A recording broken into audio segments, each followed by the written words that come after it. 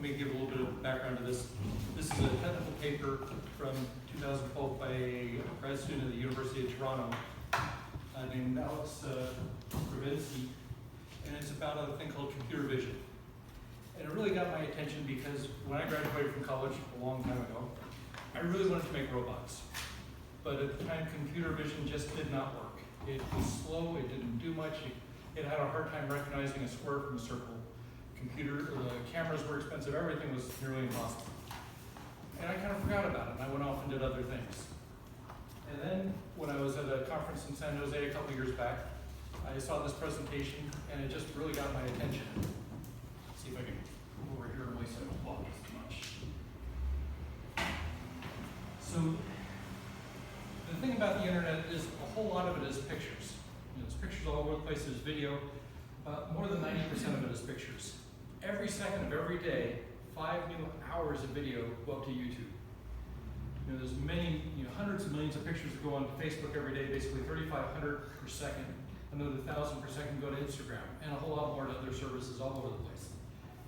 Without being able to label these, without the power of words, these images are basically dark data. There's no way to understand. We have all this great stuff from Google to be able to index things and find things, but without having a tag on those pictures, you don't know what's there. You can't find it. People are doing computer vision work, started this thing called the ImageNet Challenge a couple years back in 2009. And what it was a whole bunch of labeled images that said, here's a picture of an elephant or of a dog or a cat, whatever. And they labeled them all, and then they had 22,000 categories when they first started. And a couple million images. Eventually that grew to be, I think it's like 15 million images, 22,000 categories. So not only identifying, say, an apple, but this is a Granny Smith apple, this is a Red Delicious apple, this is a Siberian Husky, this is some other type of dog, this is a chow, this is whatever kind of dog it was. So this was not just a simple, here's a picture, I know what it is. There's lots of detail in these pictures. And so they started this as a way to say, what do you got? What's your best job you can do to identify these pictures? And so the idea is you would be able to present it with a picture and say this is a flower pot or this is a fountain or some bananas, and be able to assign probabilities of what you think the pictures are.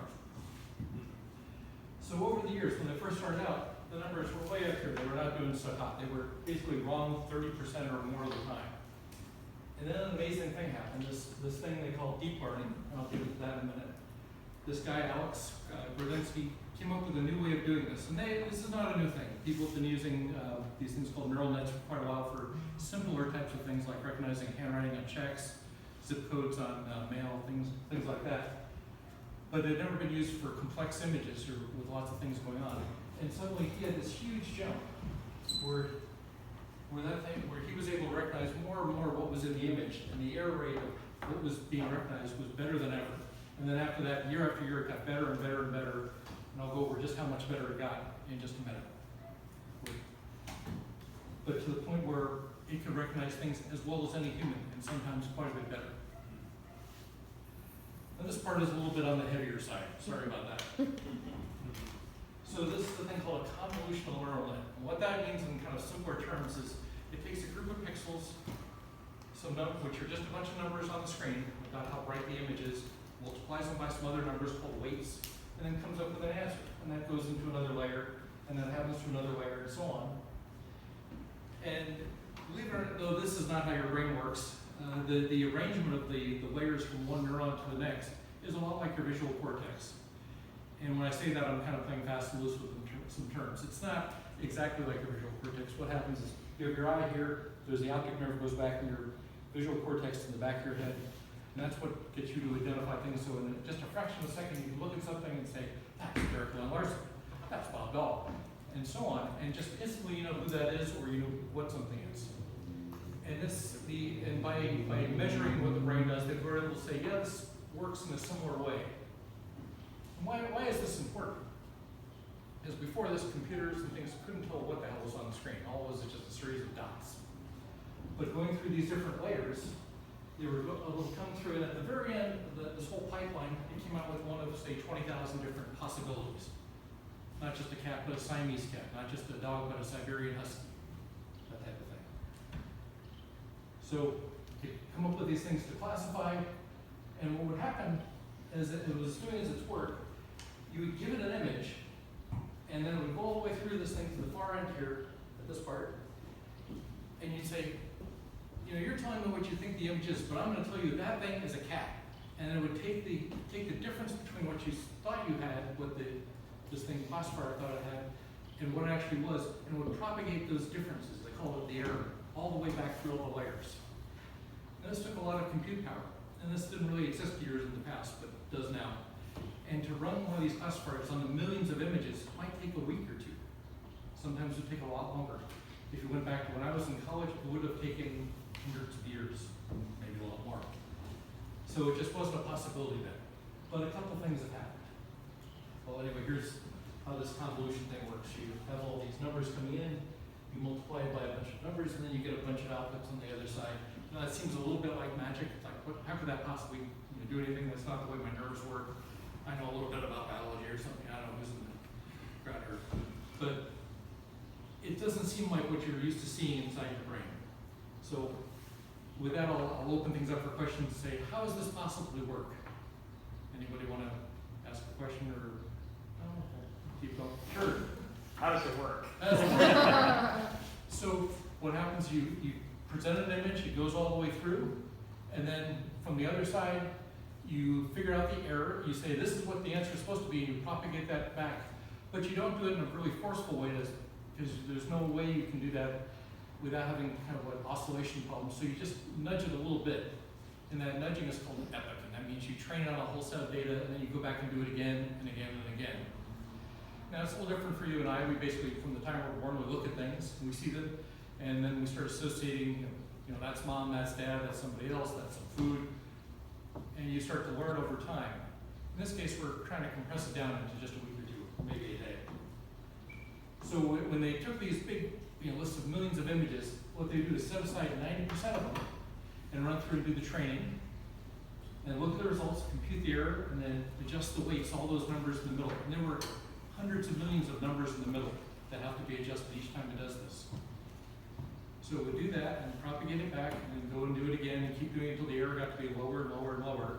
And then when they're all done, they'll take, so this is the 90% of the data I was talking about, then they take the other 10% and they validate and see how well they're doing. So that means we start with a whole bunch of pictures of flowers, flower, flower, flower. And then for each one of those say, okay, it's a flower, and it goes, no, I think that's a dog. It's like, no, it's a flower. And you kind of push the numbers all the way through, and until it finally comes out and says, well, it's about 90% chance, sure, it's a flower. And then the elephants and ships and jack-o'-lanterns and so on. So let's see how many different time-wise. So a question so far, or yes? Bob? Actually, and let me know if this distracts from it, but there's been those things on the internet lately where they have a picture and half the people see a striped dress and half the people see a blue dress. Would this be able to solve that mystery? Not exactly, because it has actually this. The reason we know that this is similar to our own visual system is you can mess with this in different ways, and it has some of the same problems recognizing things. In fact, there's a thing called deep dreams where you take some of the intermediate layers and kind of play with the values in them, and it looks like somebody taking shrooms around acid and things. It's like, that's kind of amazing that so exactly mimics that process. Gotcha. Which is sort of an interesting thing. So Be nice to solve the issue. it's nice to solve the issue. So, You have time for one more question, Scott? okay, sure.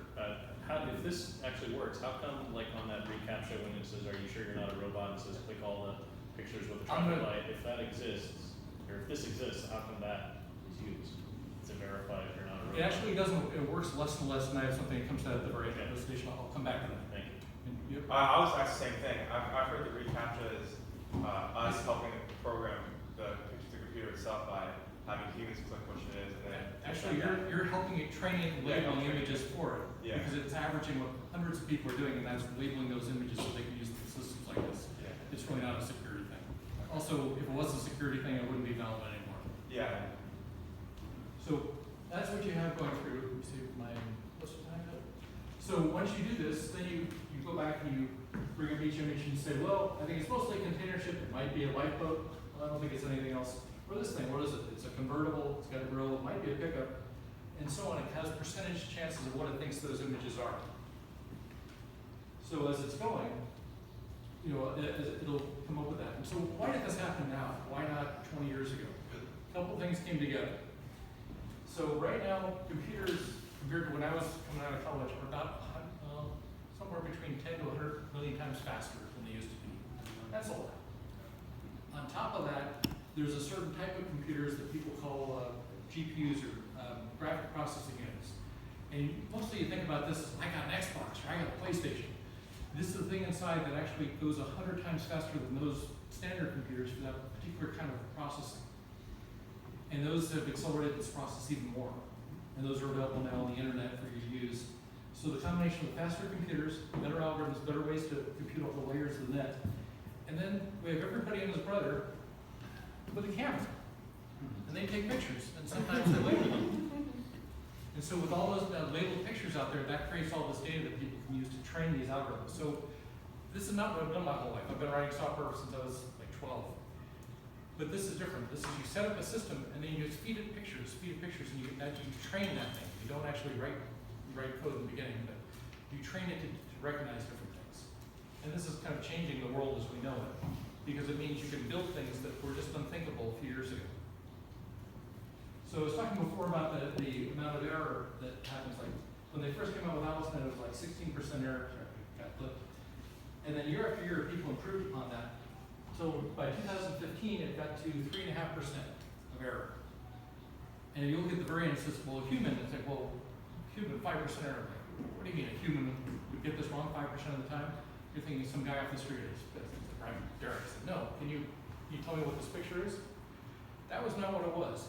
This was a grad student from Stanford who spent 3 months studying every picture in this and looking at what the descriptions read. And after doing all that work, he got 5% error. So this was not an easy test. And still we have this thing that's performing way better than that. So going back to your question about the, I'm not a robot. And this is me editorializing, so yeah, forgive me for a sense of humor. That may be true. But don't worry. This is